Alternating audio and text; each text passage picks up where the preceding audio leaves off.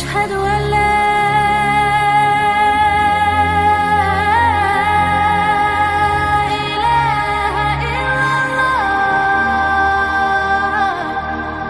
Zaman Nabi SAW, ikhwatu fiddin yang dimuliakan Allah Azza wa Jalla, kebanyakan orang yang masuk Islam itu adalah orang-orang Nasrani dibandingkan orang Yahudi.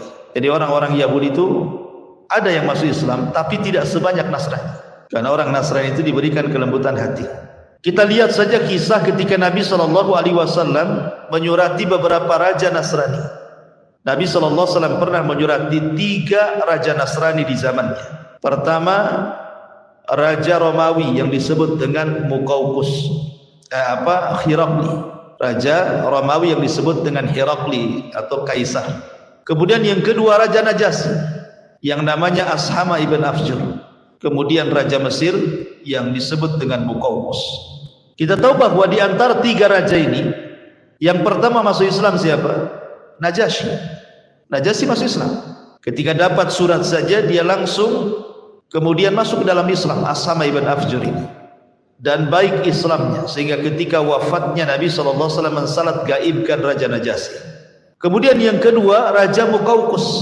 Raja Muqawqis, Raja Mesir ini, ketika Nabi SAW mengirim surat kepada Muqawqis, di mana isi suratnya Bismillahirrahmanirrahim, min Muhammad Rasulullah ilal Muqawqis adimul kibti, ila Muqawqis adimul kibti.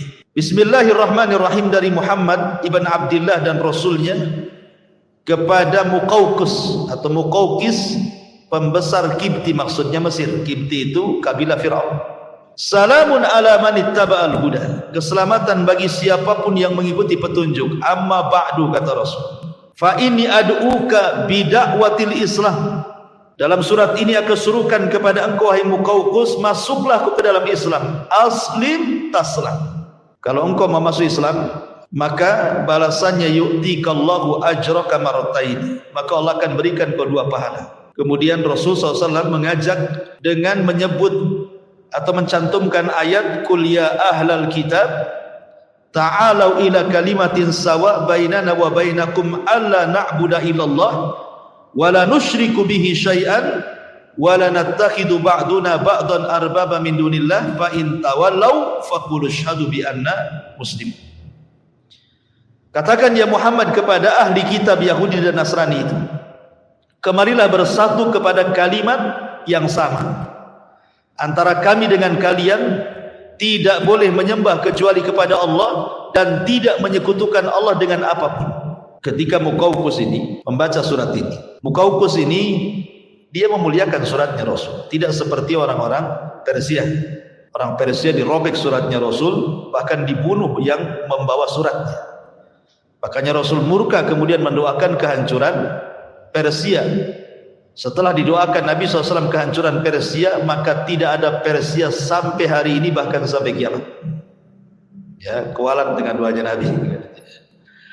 Tapi Muqawqis ini dia berdialog dengan pembawa surat yang ketika itu yang membawa surat adalah Hatib bin Abi Balta'ah. Jadi kata Muqawqis, kata Hatib bin Abi Balta'ah kepada Hatib ini, ya Hatib, ma mana sahibuka in kana nabiyyan an yad'u ala man akhrajuhu min biladihi fayusallitullahu alaihi musuh. Katanya Muqawqis ini kepada siapa? Hatib bin Abi Balta'ah yang bawa surat. Apa yang mencegah nabimu untuk menyeru kepada orang-orang yang telah mengusirnya, maksudnya orang-orang Mekah, agar Allah Subhanahu wa taala tidak kuasakan kepada mereka keburukan? Maka Hatib cerdas, dia membalas dengan balasan terbalik dan mengatakan, lalu apa juga salahnya Isa bin Maryam, katanya. Kenapa dia tidak berdakwah kepada orang-orang yang merencanakan pembunuhan kepadanya, supaya tidak tertimpa apa yang kita saksikan kepada mereka? Maka jawaban cerdas ini kemudian Muqawqis muji Hatib bin Abi Balta'ah dan mengatakan, sungguh perkataanmu bijak sekali, karena engkau diutus dari orang bijak, maksudnya Nabi SAW. Dari situ kemudian Muqawqis karena menghormati suratnya Rasul akhirnya memberikan 2 orang budak untuk dihantar pulang.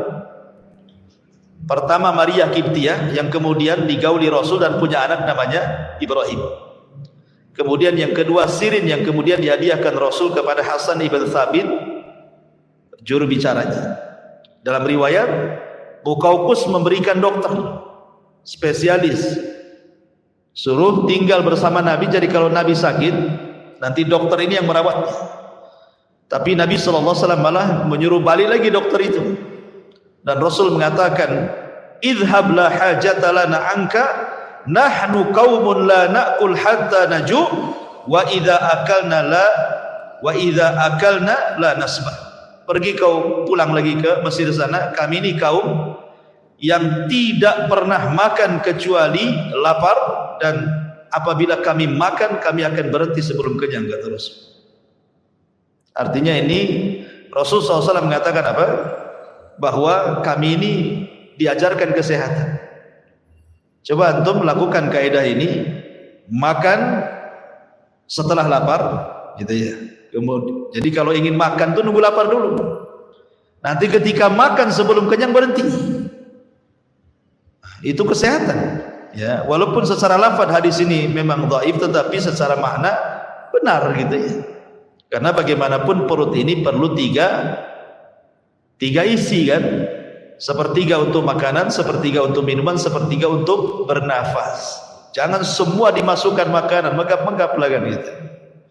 Akhirnya lemas, mau tidur saja, dan begitu seterusnya. Intinya walaupun belakangan akhirnya Muqawqis ini masuk Islam setelah kemudian Nabi SAW menguasai Mekah dan Madinah, dan kemudian mengutus utusan, dan belakangan Mesir menjadi negara Islam sampai hari ini gitu. Taib. Adapun Romawi Herakli ini ketika disurati Nabi SAW, dia sebenarnya sudah tertarik, cuman karena takut kehilangan jabatan akhirnya menolak. Tetapi dia pun memuliakan surat Rasul SAW dan meletakkan di tempat yang terjaga. Ya, pokoknya dia tidak seperti raja-raja Persia gitu yang memang betul-betul ditolak. Baik, ma'asyiral muslimin yang dimuliakan Allah Subhanahu wa taala. Ada satu kisah yang menarik adalah ketika Nabi SAW mengirim surat ke Raja Herakli, itu kan sampai surat itu ke Syarahbil. Syarahbil itu penguasa bawahan Romawi. Lah ketika itu Syarahbil dan kabilah-kabilah yang mengekor kepada Romawi mendapatkan surat dari Nabi SAW itu, berusaha untuk komunikasi dengan rahib, dengan pasturnya. Ini gimana nih surat ini? Apakah kita harus membenarkan surat ini ataukah kita mendustakan? Ini uskup ini, pasturnya pun tidak paham juga. Ya. Akhirnya kemudian kabilah-kabilah ini berkumpul. Bagaimana kalau kita datangi saja Muhammad itu, katanya. Akhirnya kemudian mereka datang kepada Nabi SAW.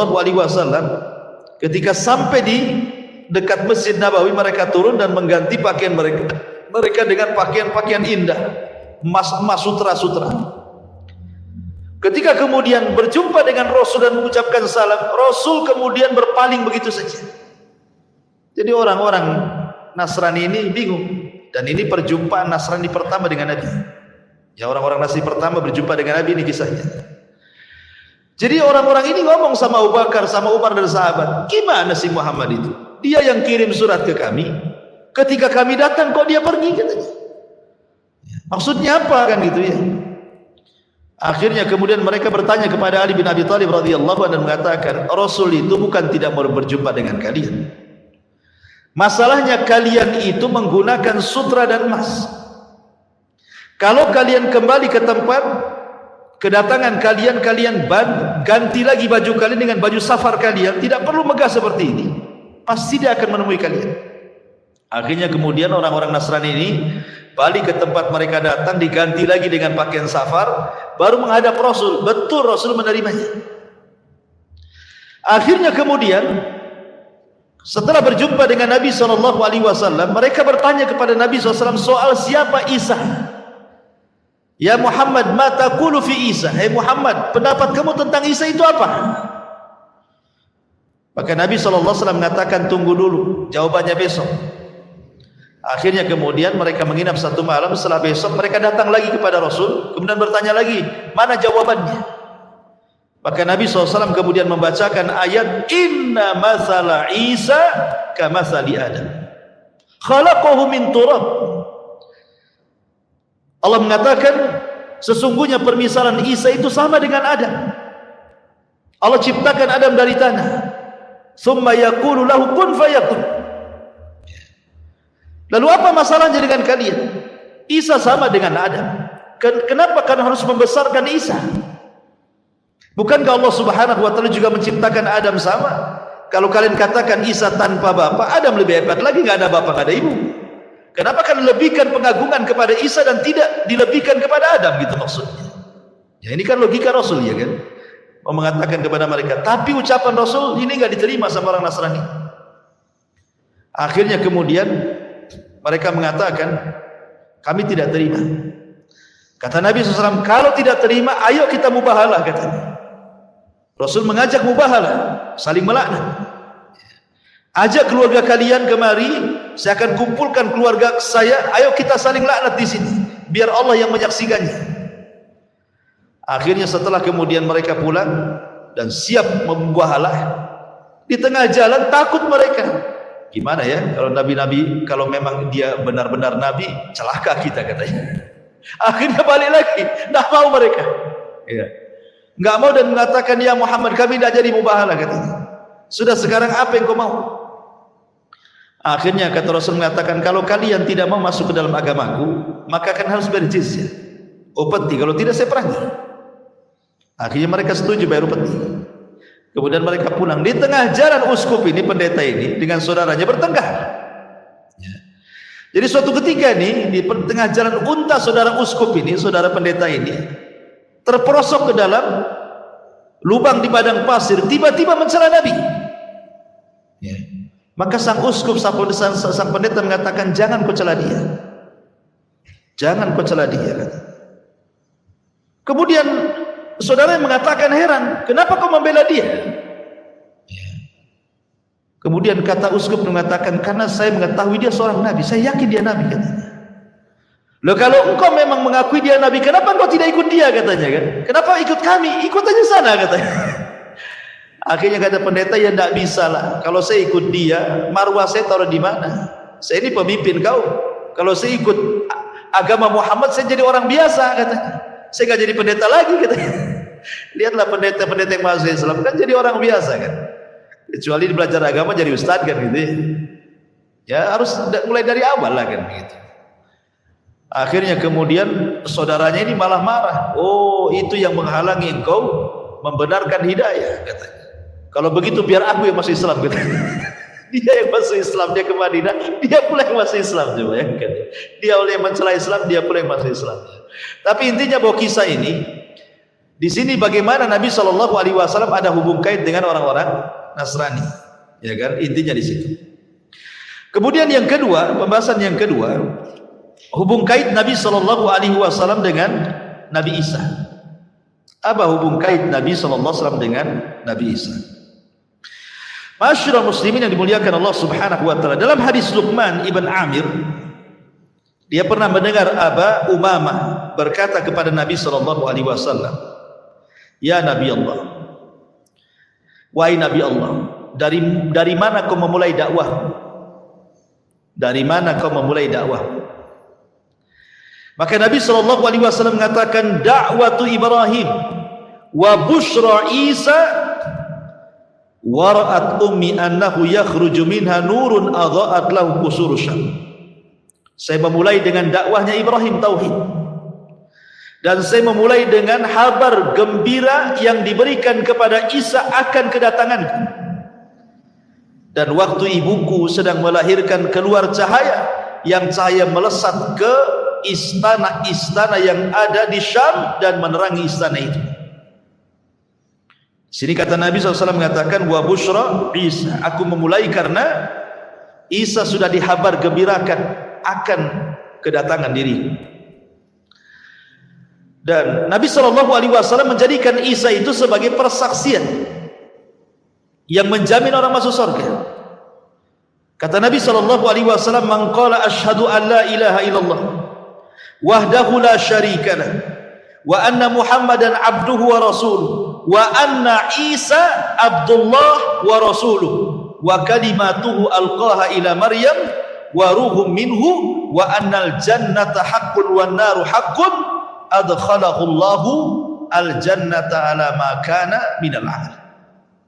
Kata Nabi SAW, siapa yang bersaksi tidak ada sembahan yang berhak disembah kecuali Allah, yang tidak ada sekutu baginya, dan Muhammadlah hamba dan utusan Allah, dan Isa adalah hamba Allah dan Rasulnya, dan kalimat yang diberikan kepada Maryam dan ruh sebagai kemuliaan dari Allah Azza wa Jal, dan meyakini sorga adalah benar, neraka adalah benar, maka dia akan dimasukkan ke dalam sorga sesuai dengan amalannya. Lihat, Rasul menjadikan Isa sebagai persaksiannya. Siapa yang menyaksikan Isa sebagai hamba dan Rasulnya, maka dijamin dia masuk surga. Kemudian juga ketika Nabi SAW Isra Mi'raj, ketika Nabi SAW Isra dan Mi'raj, berjumpa dengan Isa kan di langit berapa? Kedua. Dia berjumpa dengan Isa dan Yahya ibn Zakaria di langit kedua. Dan Nabi SAW mengucapkan selamat kepada mereka. Marhaban binabiyyin salih wa akhin salih. Selamat datang nabiku yang saleh dan saudaraku yang saleh. Maka di sini menunjukkan bahwa ada hubung kait antara Nabi SAW dan juga Isa ibn Maryam. Kemudian pembahasan yang ketiga ini yang seru yang kita akan bahas. Ya, kita akan fokus di sini tentang hubung kait Isa dengan umat Islam. Ya, karena ini bicara tentang tanda-tanda kiamat besar. Tanda-tanda kiamat besar. Ma'asyiral muslimin yang dimuliakan Allah Subhanahu wa taala. Di dalam sebuah hadis Nabi SAW bersabda dari Hudzaifah ibni Usaid al-Ghifari. Jadi suatu ketika Nabi SAW itu lewat di kelompok para sahabat yang sedang berbincang. Rupanya apa yang dibincangkan sahabat? Sahabat sedang membincangkan soal kiamat. Jadi Nabi SAW kemudian bertanya, apa yang kalian bicarakan? Sahabat mengatakan, kami sedang membicarakan tentang kiamat yang selalu engkau kisahkan kepada kami. Maka Rasul SAW mengatakan, lan taqumas sa'ah hatta tarau qablaha asyra ayat. Tidak mungkin tegak kiamat sampai kalian melihat 10 tanda besar kiamat. Kemudian Nabi SAW menyebutkan adanya dukhan, dajjal, binatang yang melata yang bisa bicara, keluarnya matahari dari arah barat, turunnya Isa bin Maryam, keluarnya Ya'juj dan Ma'juj, dan 3 gempa yang berturut-turut dari arah timur, barat dan jazirah Arab, dan terakhir keluar api yang keluar dari Aden Yaman yang akan menggiring manusia sampai ke Syam. Disitulah kiamat dibangkitkan, kata Nabi. Lah di antara 10 tanda kiamat itu adalah nuzulu Isa bin Maryam, turunnya Isa bin Maryam. Inilah ada hubung kait alaqah Isa dengan umat Islam. Bagaimana kisahnya? Ini yang menarik, ikhwan. Ma'asyiral muslimin yang dimuliakan Allah Subhanahu wa taala. Ketika kaum muslimin kebingungan karena tidak ada pemimpin yang bisa memimpin mereka dan dunia sudah kacau,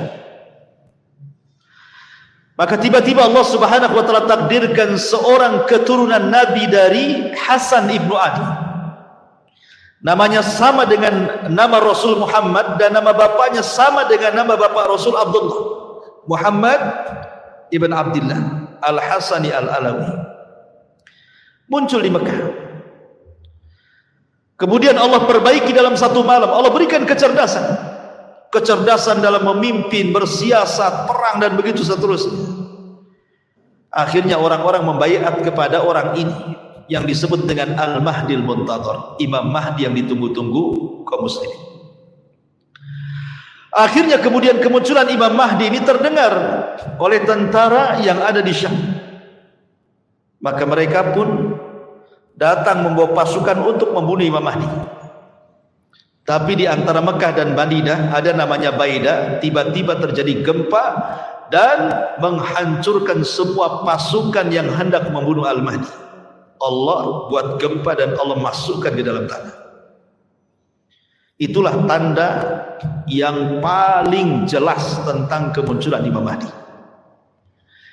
Jadi kalau ada orang yang ngaku Imam Mahdi, harus ada tanda yang ini. Kalau belum ada tanda, ada pasukan yang kemudian ditenggelamkan ke bumi oleh Allah di Baida, berarti Imam Mahdi kaleng-kaleng, kan? Imam Mahdi ngaku-ngaku. Karena sejak zaman dulu pun sudah ada orang ngaku Imam Mahdi. Sejak zaman dulu. Contoh umpamanya di zaman Imam Malik. Di zaman Imam Malik itu sudah ada orang ngaku Imam Mahdi. Jadi ada keturunan Husain kalau tidak salah di zaman Imam Malik itu memberontak. Namanya Muhammad ibn Abdullah juga. Ya. Memberontak kepada kerajaan Umayyah, kerajaan Abbasiyah. Dan orang-orang mengira bahwa itu Al-Mahdi. Lah kebetulan Imam Malik itu berfatwa, yang fatwanya bicara tentang talak. Apakah talak yang dipaksa itu jatuh atau tidak jatuh? Pamannya, saya pegang pistol, saya todongkan ke kepala antum, ceraikan istrimu, kalau enggak saya ledakkan kepalamu. Paksalah antum ceraikan istri. Pertanyaannya, talak yang dalam kondisi antum ini dipaksa seperti ini sah atau tidak, gitu maksudnya. Maka Imam Malik mengatakan tidak sah karena dipaksa, nggak boleh talak itu dipaksa, ya kan? Lah fatwa Imam Malik dipelintir karena ketika itu terjadi pemberontakan oleh Muhammad ibn Abdullah, itu turunan keluarga Nabi kepada Bani Abbasiyah. Seolah-olah fatwa Imam Malik yang mengatakan tidak sah ini memperkuat pemberontakan. Maksudnya gimana? Bani Abbasiyah ini merebut Bani Umayyah dengan cara paksa. Berarti menurut fatwa Imam Malik, talak dengan cara paksa itu tidak sah. Berarti merebut kekuasaan dengan cara paksa tidak sah juga. Gitu ya, dikait-kaitkan gitu ya. Berarti Bani Abbasiyah ini ketika merebut kekuasaan Bani Umayyah tidak sah karena dipaksa. Ketika itu terjadi pemberontakan, seolah-olah fatwa Imam Malik ini memperkuat pemberontak. Akhirnya oleh Gubernur Madinah, Imam Malik ditangkap dan dipenjarakan. Bahkan disiksa, dipukul sampai tulang bahunya patah. Sehingga Imam Malik itu kalau sholat tidak bisa, sehabis di penjara ini kalau sholat tidak bisa kayak kita begini. Jadi sholatnya gini, Allahu Akbar gitu. Jadi orang-orang mengira bahwa meletakkan tangan seperti ini itu madhabnya Malik. Ya, padahal Imam Malik tidak bisa meletakkan di dada karena sebab patah bahunya. Ya, begini jadi. Ya kan? Jadi orang-orang mengira ini madhabnya Imam Malik, padahal tidak. Karena dalam kitab Muwatta Imam Malik pun mencantumkan hadis tentang qabd, tentang meletakkan tangan kanan di tangan kiri dan di dada. Itu karena patah saja. Artinya di zaman Imam Malik kan sudah ada. Ya, bahkan dulu sebelumnya juga Umar bin Abdul Aziz disangka Imam Mahdi. Jadi sejak dulu itu prediksi Imam Mahdi sudah ada kan. Itu zaman dulu, apalagi zaman sekarang macam-macam Mahdi itu keluar. Mahdinya orang Medan lah, Mahdinya orang Jakarta gitu, macam-macam Mahdi. Mahdinya orang India gitu. Jadi tidak bisa kita ngaku Mahdi itu. Kenapa? Karena tandanya yang paling jelas kalau ada pasukan dari Syam hendak membunuh dia ketika saat pembaiatan di Makkah. Maksudnya di sekitar Ka'bah. Harus dibayat di sana. Bukan di Medan dibayatnya, harus bayat di Mekah. Ya. Dan pasukan yang akan membunuhnya harus tertimpa gempa di Baida antara Mekah dan Madinah. Kalau kita mendengar itu berarti memang yang dibayat Imam Mahdi, itu maksudnya. Singkat cerita, Imam Mahdi pun kemudian perang bersama kaum muslimin. Kemudian terjadilah perang yang disebut di dalam hadis itu sebagai Malhamatul Kubra, atau istilah Yahudi Armageddon, atau istilah kita Malhamatul Kubra, perang salib antara Islam dan orang-orang Romawi. Itu perang tidak ada yang lebih dahsyat dibandingkan perang itu. Perang-perang dunia pertama, dunia kedua, atau mungkin akan dunia ketiga lagi gitu. Tidak sedahsyat perang itu. Karena itu perang penghabisan. Kemana Yahudi? Yahudi tidak ikut di sini. Ketakutan sembunyi dia. Makanya kemudian ketika Yahudi tidak ikut membantu orang Nasrani, Dajjal keluar, marah kepada orang Yahudi. Karena kata Nabi SAW, Dajjal itu tidak keluar kecuali karena sebuah kemurkaan yang disuruh. Dan dia murka karena Yahudi diam saja ketakutan. Makanya Dajjal keluar di situ. Lah dalam peperangan ini kan kaum muslimin menang.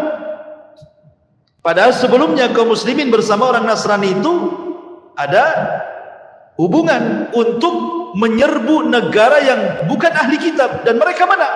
Tiba-tiba kemenangan itu diklaim oleh orang-orang Nasrani, maka orang Islam marah dan mengatakan kemenangan ini milik Allah. Makanya kemudian akhirnya terjadi kerenggangan, pembatalan islah, kemudian terjadi perang yang disebut dengan Malhamatul Kubra itu. Singkat cerita, akhirnya ketika kaum muslimin menang, disinilah turun Dajjal. Turun atau Dajjal keluar, bukan turun, muncul Dajjal. Dan Dajjal muncul diikuti oleh 70.000 Yahudi Asfahan, itu pasukan intinya. Kemudian keliling dunia selama 40 hari, 40 malam, dan berhasil menguasai sebagian besar dunia, menjadi pengikut Dajjal.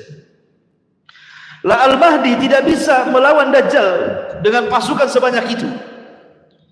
Akhirnya kemudian Al-Mahdi ini membawa kaum muslimin untuk sembunyi di gunung. Mereka balik ke Palestina, ke Syam, kemudian sembunyi di gunung bersama kaum muslimin.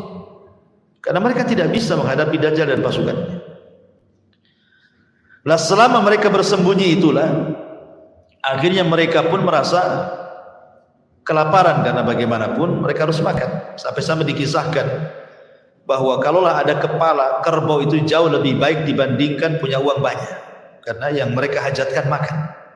Harta ghanimah buat apa kalau tidak ada makanan? Tetapi kemudian lama-lama mereka kelaparan, berpikir nih kalau kita tetap bersembunyi di sini, kita mati konyol di sini. Kita harus perang. Kita harus menghentikan kejahatan Dajjal ini. Dia sudah memfitnah banyak manusia, kita harus menghentikannya. Maka sepakatlah pasukan bahwa esok hari mereka akan bertempur melawan Dajjal.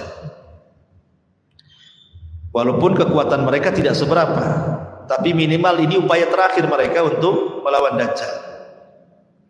Imma nasrun wa imma syahadah. Menang atau mati syahid, gitu bahasa. Akhirnya kemudian mereka pun tertidur malam itu dengan sangat pulasnya. Kemudian di waktu menjelang subuh mereka bangun. Kemudian Imam Mahdi memerintahkan muadzin untuk mengumandangkan azan. Saat selepas azan itulah mereka dikagetkan dengan langit yang tiba-tiba gelap. Langit tiba-tiba gelap. Kenapa Allah Subhanahu wa taala gelapkan langit? Rupanya di situlah Allah Subhanahu wa taala hendak menurunkan Isa bin Maryam. Dalam keyakinan ahli sunnah dan keyakinan Islam, Isa itu belum mati. Isa itu ditidurkan kemudian diangkat ke langit, dan itu pendapat jumhur mayoritas ulama. Walaupun ada yang menyelisih seperti Imam Suyuti mengatakan Isa itu mati kemudian diangkat, tapi nanti akan diturunkan lagi katanya.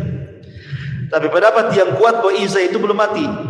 Dia hidup, cuma ditidurkan kemudian diangkat ke langit dan akan turun di akhir zaman. Lah ketika Isa turun, maka Isa kemudian turun dari langit kedua bersama dua malaikat yang mengapitnya. Sampai-sampai Nabi SAW menjelaskan, dia memakai mahrudataini, kain semacam kain ihram yang diapit dua malaikat, ya kan? Kemudian juga di mana kain itu mengeluarkan bau minyak za'faran dan misk.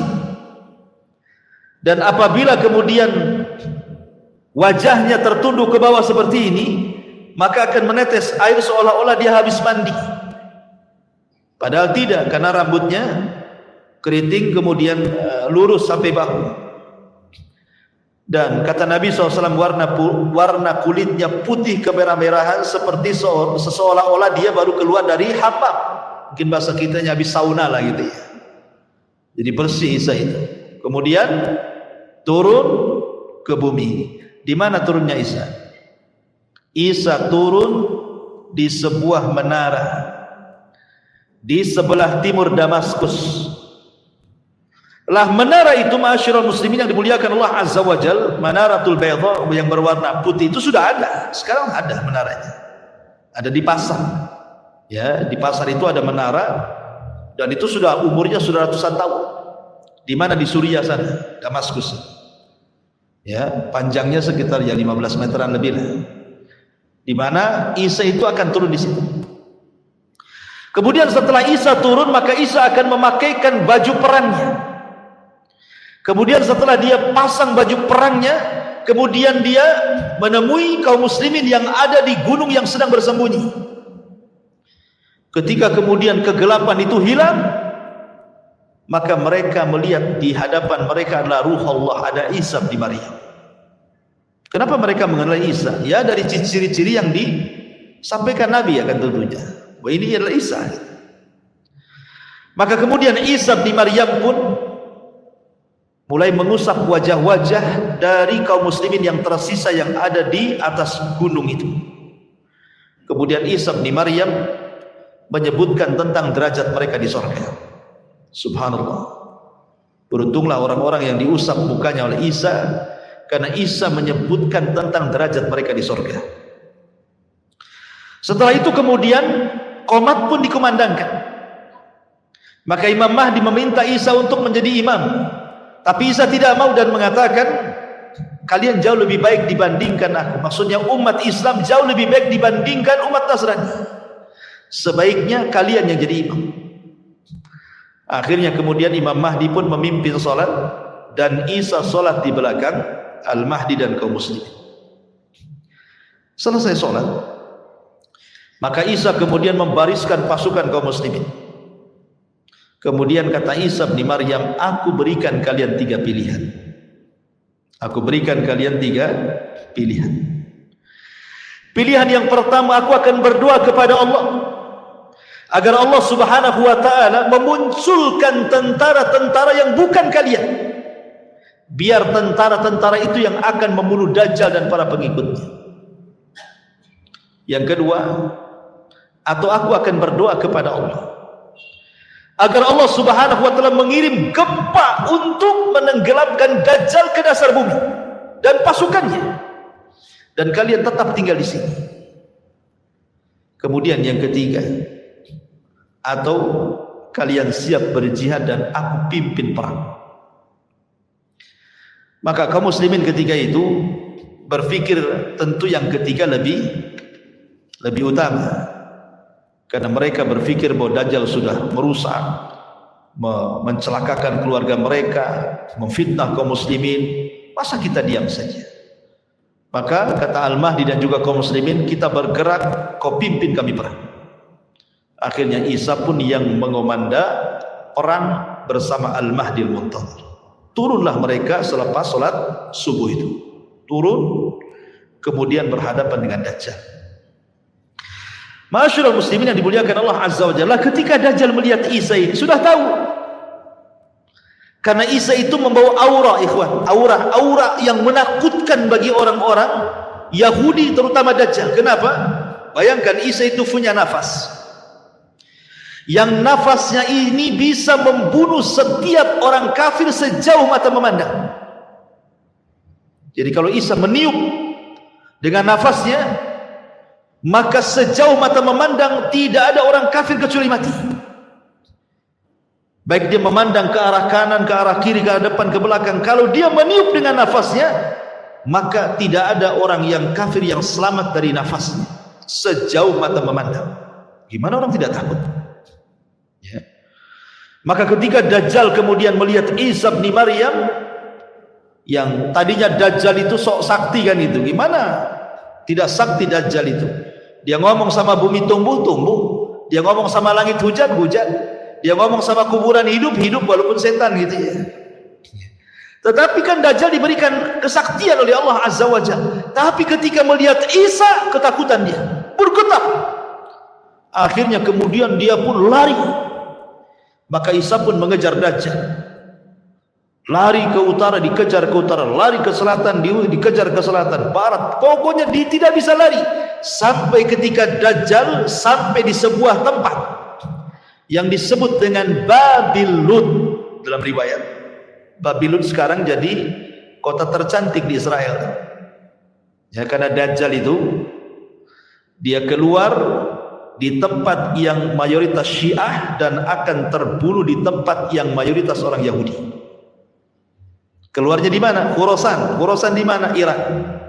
Dan akan mati di Babilon. Babilon di mana? Israel. Seolah-olah ada hubung kait Syiah dengan Yahudi kan?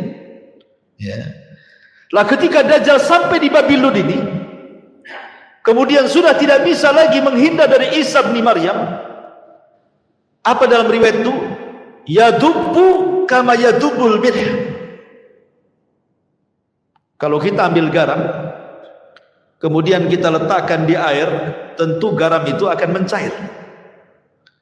Maknanya Dajjal ketika melihat Nabi Isa itu keringatan dari atas kepala sampai ke bawah. Dia kan manusia, sama dengan kita manusia.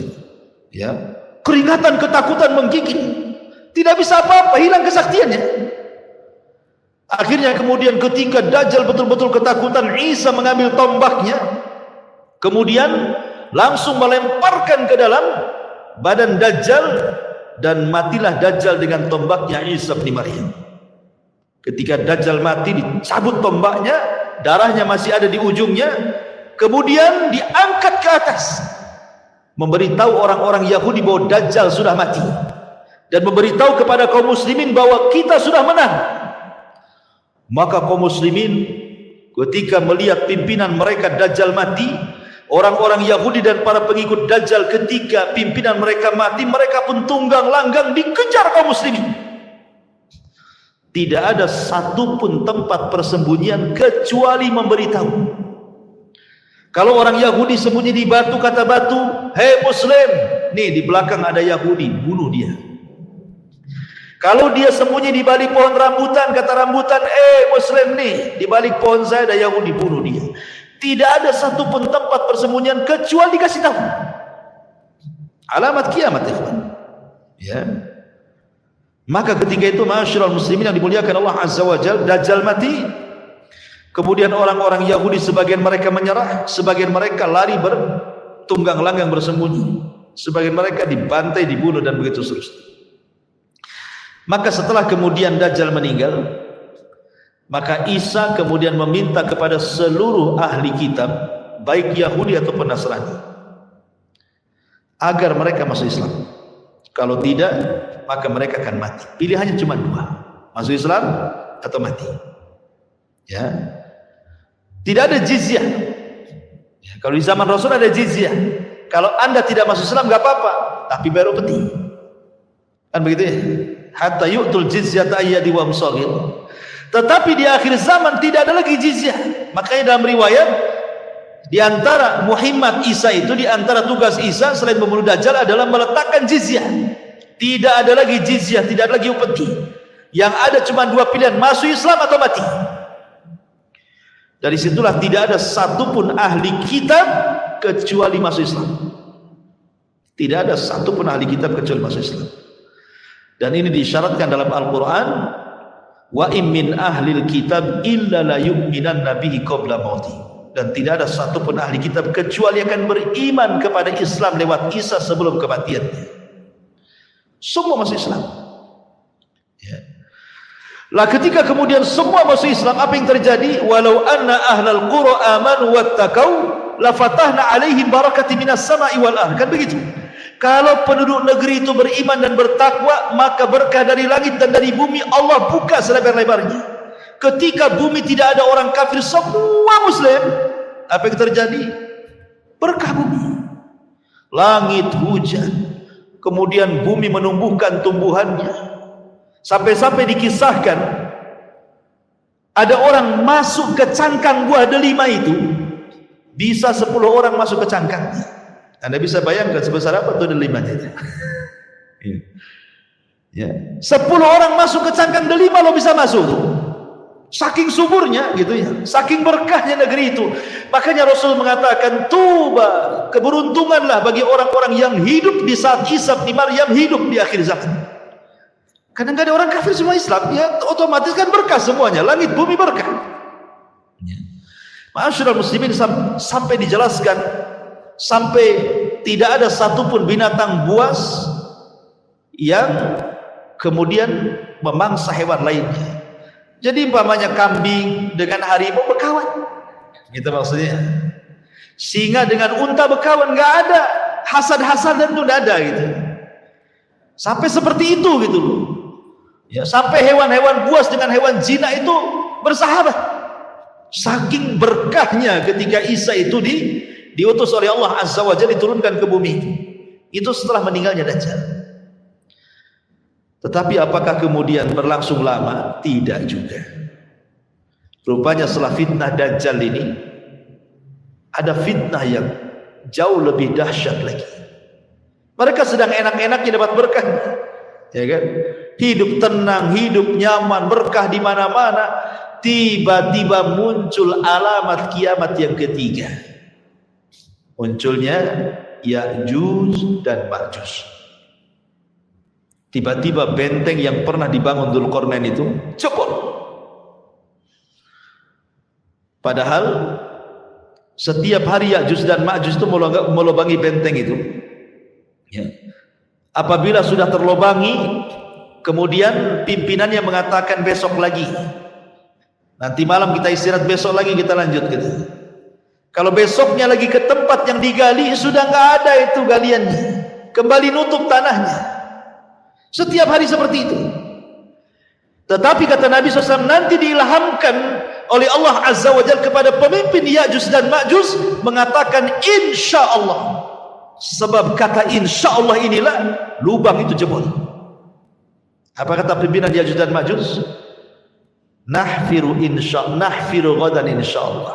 Besok kita gali lagi insya Allah. Gara-gara insya Allah ini, besoknya lubang itu tetap utuh dan tidak kembali. Mereka gali lagi sampai akhirnya mereka berhasil melobangi benteng Dzulqarnain. Kata Al-Quran, dalam Al-Quran sampai Allah mengatakan min kulli hadabin yansil. Jadi keluarnya Ya'juj dan Ma'juj dari lubang itu seperti air yang tumpah dari ketinggian, saking banyaknya. Dari sini muncul, dari mana-mana Ya'juj dan Ma'juj itu. Bayangkan sahabat, bandingan manusia di zaman itu, satu dari kita 999 Ya'juj dan Ma'juj.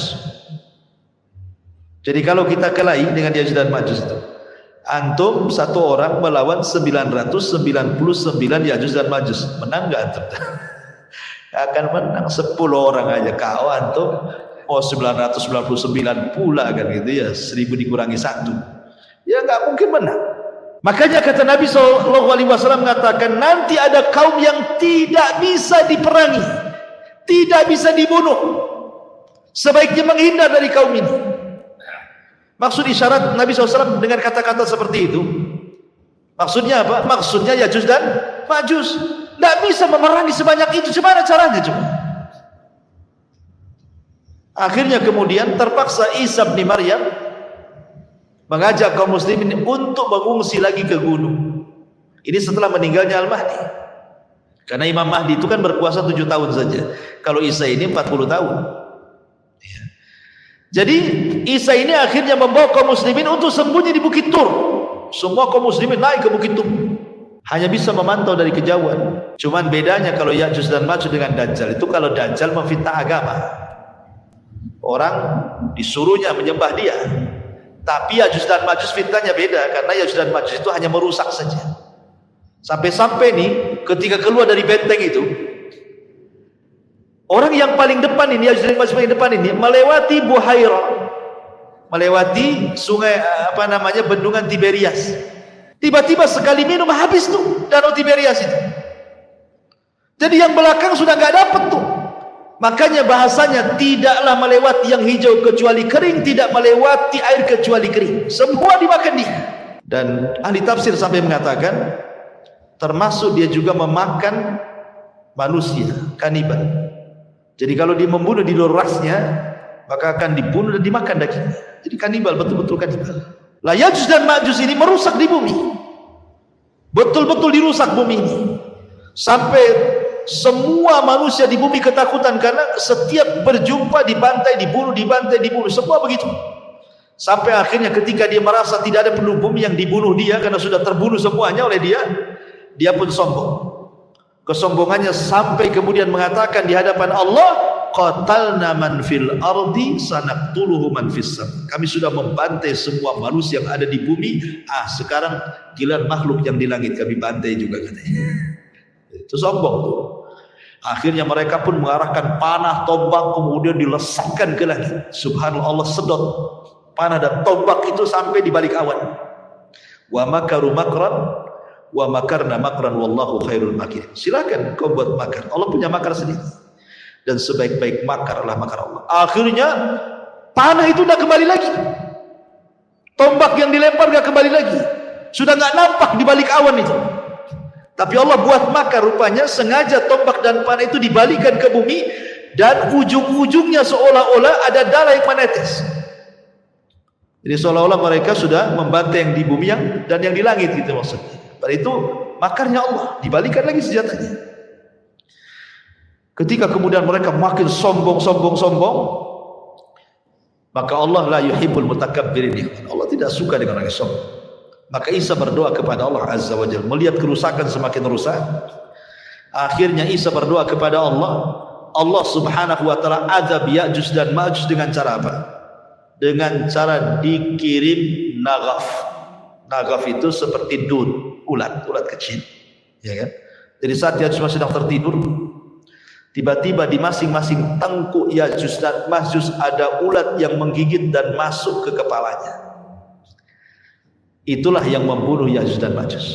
Anehnya lagi, satu mati semua. Bukan ini dulu mati, besok ini enggak. Ya, kayak matikan kontak listrik. Pamannya ini listrik satu Al-Fajr ini cuma satu stop kontak itu. Sekali mati semua gitu maksudnya. Serentak matinya itu. Subhanallah, bayangkan ya. Kuasa Allah, ya. Serentak matinya. Hari itu mati semua Ya'juj dan Ma'juj. Anda bisa bayangkan kalau jumlah Ya'juj dan Ma'juj satu dibanding 999, sebanyak apalah bangkai Ya'juj dan Ma'juj yang ada di bumi itu?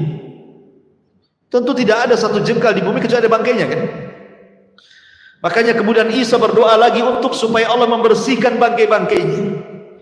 Turunlah kemudian burung-burung sebesar unta, kemudian melempar jasad-jasad itu entah berantah kemana, ke laut mana, sampai betul-betul bersih. Namun ada sisa-sisanya. Karena yang ketiga itu yang paling beruntung apa? Hewan-hewan pemakan daging. Dengan jasadnya, bangkainya, Ya'juj dan Ma'juj yang paling untung hewan-hewan pemakan daging kan. Banyak makanannya dia. Di mana-mana Ya'juj dan Ma'juj kan gitu. Sehingga sisa-sisa mungkin darah kering itu masih banyak di bumi ini. Makanya kemudian Isa berdoa ketiga kalinya agar Allah menurunkan hujan dan menghempaskan sisa Ya'juj Ma'juj dimasukkan ke dalam air lautan. Lah betul-betul akhirnya bersih bumi itu. Akhirnya kemudian Isa pun turun bersama kaum muslimin, kemudian sempat melakukan haji dan umrah, dan selepas itu kemudian meninggal dunia. Adapun apakah Isa menikah atau tidak, ini masalah khilaf para ulama, dan pendapat yang kuat tidak menikah. Walaupun tidak menafikan, ada yang berpendapat bahwa Isa menikah dan punya anak. Namun apa hikmahnya, pertanyaannya? Kenapa Isa diturunkan? Untuk apa diturunkan itu? Dan kenapa mesti Isa? Bukankah para nabi banyak? Kenapa tidak Ibrahim saja turun?